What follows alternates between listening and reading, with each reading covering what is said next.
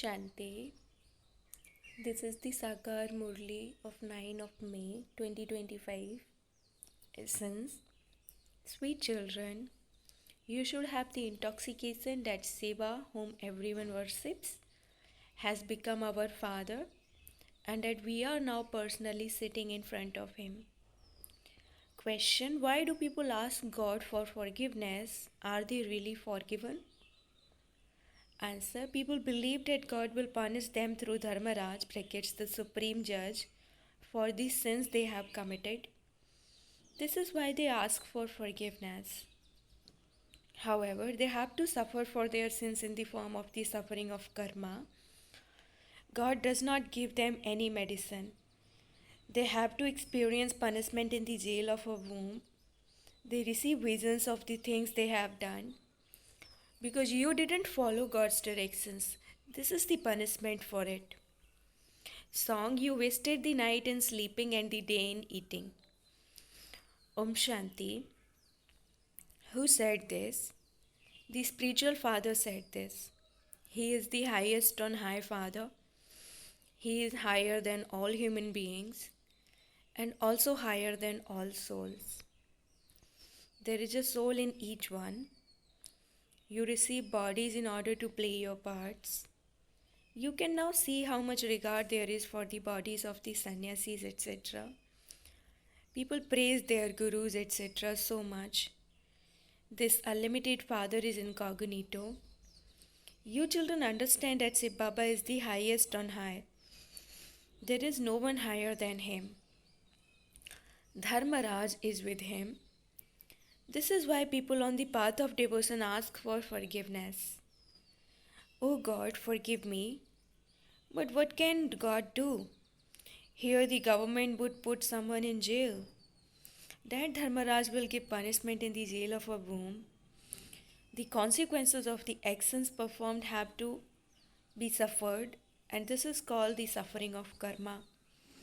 You now know who suffers for their actions and what happens. People say, Oh God, forgive me, remove my pain and sorrow, and grant me happiness. Does God give you medicine? He can't do anything. So why do they ask God for that?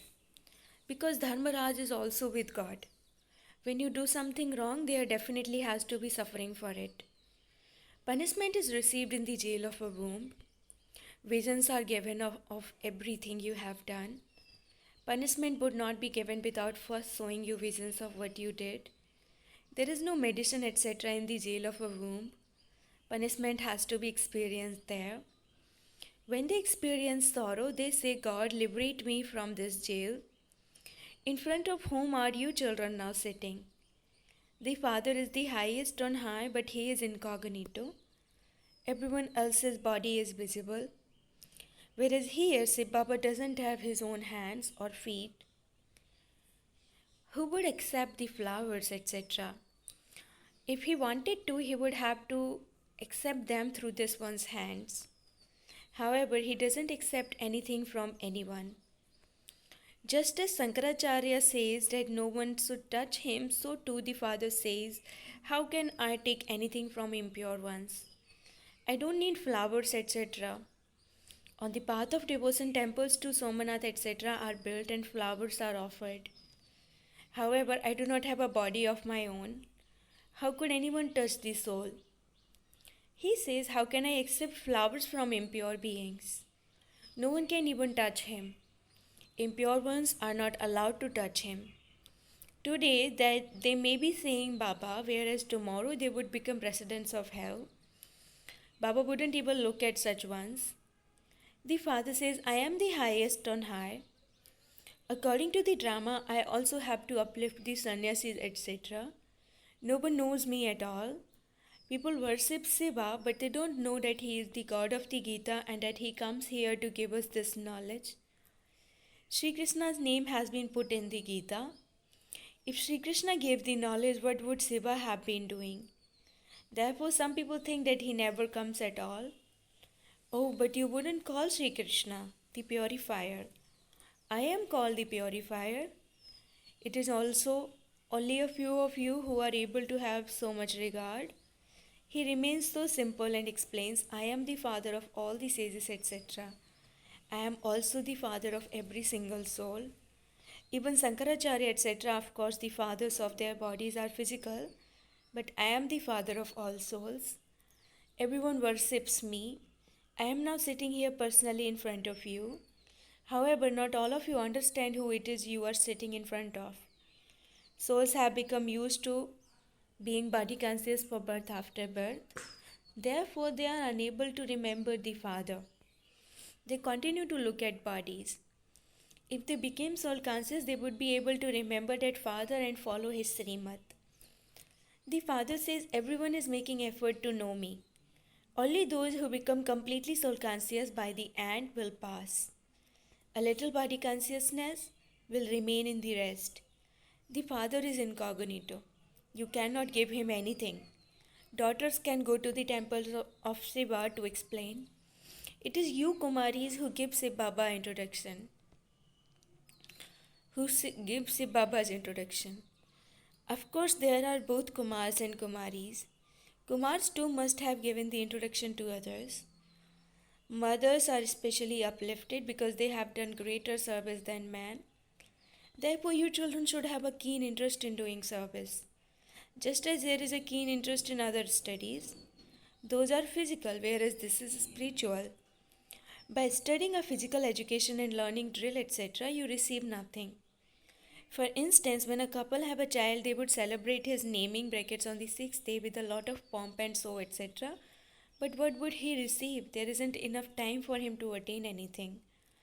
Anyone who departs from here now would also have to take rebirth, but he would not be able to understand anything.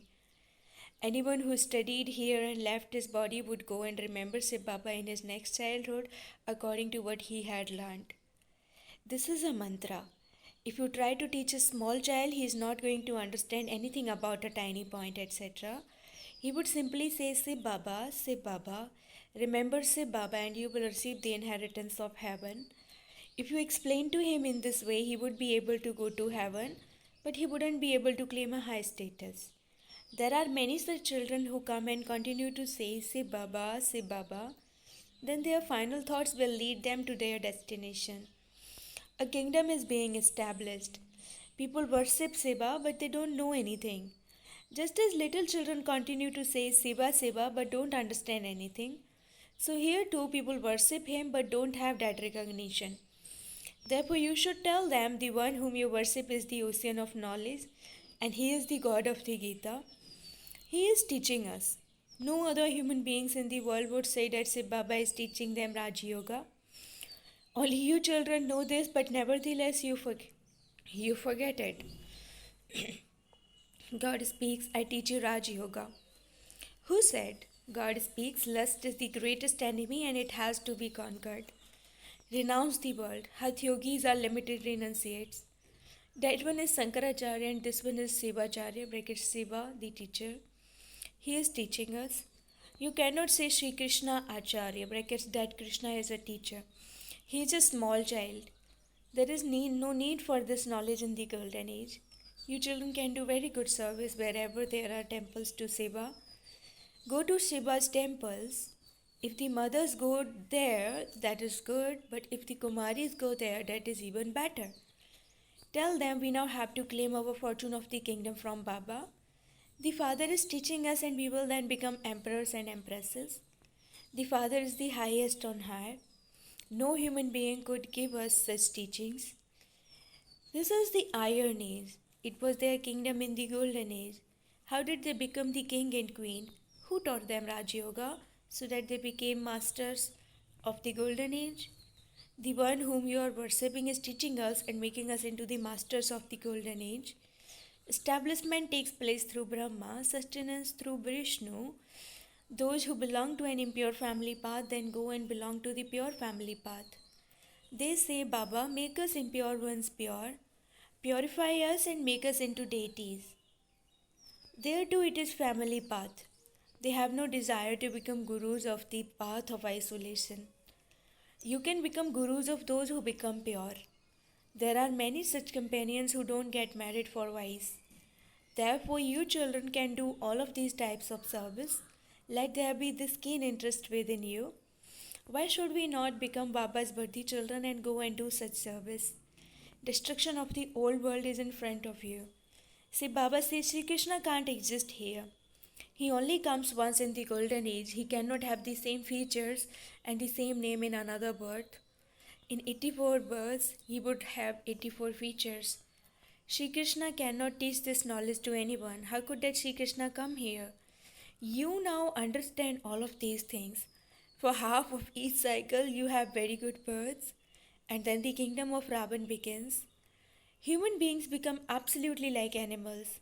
They continue to fight and quarrel with one another. It is the birth of Ravan, is it not? However, it isn't that a soul takes 8.4 million births. There are so many varieties of species. But that doesn't mean that souls take so that many births. The Father sits here and explains all of this. He is God, the highest on high. He teaches us, and this one is there next to him. If you do not study well, you become someone's maid or servant. Would you become a maid or servant of Shiv Baba? The Father explains, since you do not study, you will go and become maids or servants in the golden age. What would someone become if he doesn't do any service at all, but simply eats, drinks, and sleeps? It comes into your intellect what will you become, and yet you feel I will become an emperor. They won't even come in front of Baba. They understand for themselves what they would become, but they still don't feel any shame. They don't understand that they have to make progress and attain something for themselves. This is why Baba says, do not think that it is this Brahma who tells you these things. Always consider it to be Shiv Baba who is telling you. You have to have regard for Shiv Baba. Dharmaraj is with him. Otherwise, a lot of punishment will have to be experienced from Dharmaraj. Kumaris have to become very clever. It shouldn't be that you hear something here, but as soon as you go outside, it's all finished. There is so much expansion on the path of devotion. The Father says, now renounce poison, become residents of heaven, create such slogans, become courageous lionesses. You have found the unlimited Father, therefore, why should you concern about anything else? The government does not believe in religion, so how would they come here to change from humans into deities? They say we don't believe in any specific religion. We consider everyone to be one and the same.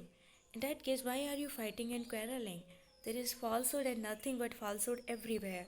There is not a trace of truth anywhere. The first lie begins with the lie of saying that God is omnipresent. There is no such religion as Hinduism. Christians have their own religion. They do not change themselves. But it's their religion. It is only these people of Bharat who change their religion and say that they are Hindus. Just look at the names they give themselves. Sri Sri so and so. However, no one can be Sri. That is elevated at this time. No one can even give Srimat. Those are just their ironies or directions. How can you say that that is Srimat? If you Kumaris become alert and active, you can explain to anyone. However, very good and clever yogic daughters are needed. Acha, to you, sweetest, beloved, long lost, and now found children, love, remembrance, and good morning from the mother, the father, Bap Dada. The spiritual father says Namaste to you, spiritual children, and the spiritual children say Namaste to the spiritual father. Essence for dhyana number 1.